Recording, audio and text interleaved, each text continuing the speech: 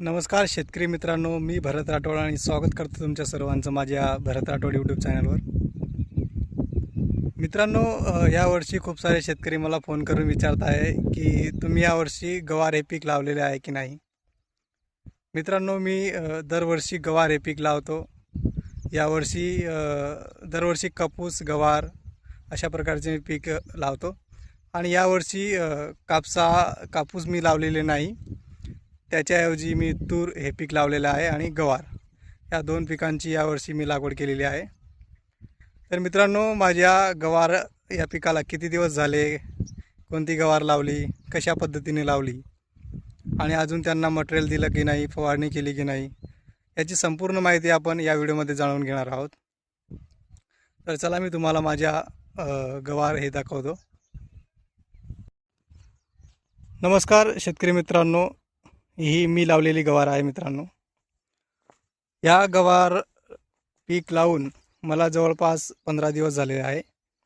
आता या गवार पिकाची तुम्ही पानं पाहू शकतात. 4 पान हे गवार झालेलं आहे 15 दिवसात. याचा अंतर आहे 2 वळीतील अंतर आहे जवळपास. मित्रांनो, ही वळ आणि ह्या वळ, ह्या 2 वळीतील अंतर आहे 1.5 फूट. ही सरी मी तिपणच्या साहाय्याने, म्हणजे पांभार जे असते ते 3 फुटाची तिपण घेऊन मी सऱ्या पाडून त्या सऱ्यांमध्ये लावलेलं आहे. 2 रोपातील अंतर हे 4 इंचपर्यंत आहे. 4, 5, 6 धरू शकतो आपण. 6 पण चालते, पण मी 4 लावलेले आहे. कारण ह्या पिकामध्ये काही मर वगैरे होऊन जातात म्हणून हे जवळ लावण्यात आलेले आहे. पण यावर्षी चांगल्या इकडे आमच्याकडे पाऊस टायमाने आल्यामुळे, गवार लावल्यानंतर लगेच पाऊस आल्यामुळे गवारची जास्त मर झालेली नाही. जमीन चांगली असल्यामुळे याची उगवण क्षमता चांगली झालेली आहे. तुम्ही पाहू शकता, अजून गवारामध्ये तण हे नाही. मित्रांनो, यामध्ये 1 फुटाची कोळपणी 1 फुटाच्या साहाय्याने आपण कोळपू शकतो चांगल्या प्रकारे. तर मित्रांनो, अजून या गवारामध्ये अजून मी कोणत्याच प्रकारचे मटेरियल टाकलेले नाही. रासायनिक खत पण नाही टाकलेलं आहे. फवारणी कोणत्या प्रकारची मी केलेली नाही. अजूनही 4 पानाची गवार आहे. 1-1.25 महिन्यामध्ये या गवार येण्यास सुरुवात होते. मित्रांनो, जवळपास त्याची हाईट 7-8 इंचापर्यंत असतानाच गवार येण्यास सुरुवात होऊन जाते. ह्या गवारची व्हॅरायटी आहे 601 गोल्ड. 601 ग्रीन गोल्ड कंपनीची गवार आहे, जी आपल्या छत्रपती संभाजीनगर या जिल्ह्यामध्ये आहे कंपनी. एकदम उत्तम प्रकारची गवार ही आहे. दरवर्षी याच गवाराची लागवड मी करतो. पण यावर्षी मागे असलेला जो प्लॉट आहे, यामध्ये 1.5 किलो मी गवार लावलेली आहे.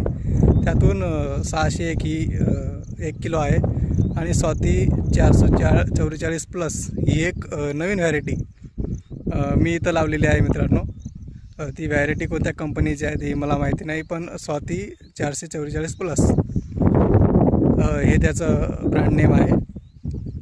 तर ह्या दोन्ही गवारामध्ये ही वरचा जो प्लॉट आहे, हा प्लॉट आहे माझ्या मागचा जो 601चा आहे.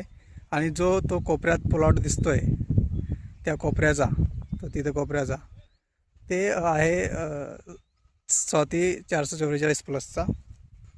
यावर्षी दिसून येईल की कोणत्या प्रकारची गवारामध्ये आपल्याला चांगला नफा भेटतो, त्यांची उगवणशक्ती चांगली आहे. अशा पाहिलं तर आपण दोन्ही गवारे चांगल्या प्रकारे उगवणशक्तीने उगलेले आहे.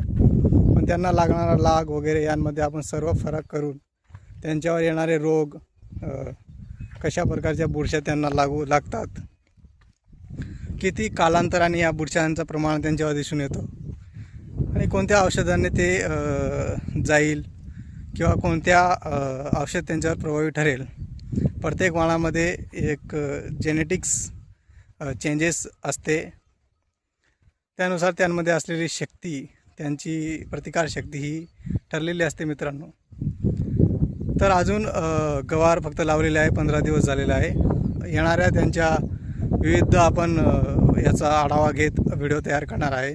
त्यांच्यावर कीड नियंत्रण, त्यांच्यावर फूल धारणा, फूल न गळणे, यांच्यावर सर्व प्रकारचे आपण व्हिडिओ तयार करणार आहोत. तर अशाच नवनवीन व्हिडिओसाठी, किंवा तूर पीक असेल, सोयाबीन पीक असेल, उडीद असेल, मूग असेल, कापूस असेल, अशा वेगवेगळ्या पिकांसाठी व्हिजिटसाठी, प्लॉट व्हिजिटसाठी सांगा किंवा त्यांच्या माहितीकरता सांगा. त्यांच्यावर येणारे कोणतेही रोग, त्यांना लागणारे खत वगैरे यांच्या माहितीसाठी आपल्या चॅनलला सबस्क्राईब करा आणि विविध शेतकऱ्यांपर्यंत ज्यांचा या व्हिडिओचा लाभ त्यांना होऊ शकतो अशा शेतकऱ्यांपर्यंत हा व्हिडिओ पोहोचवा.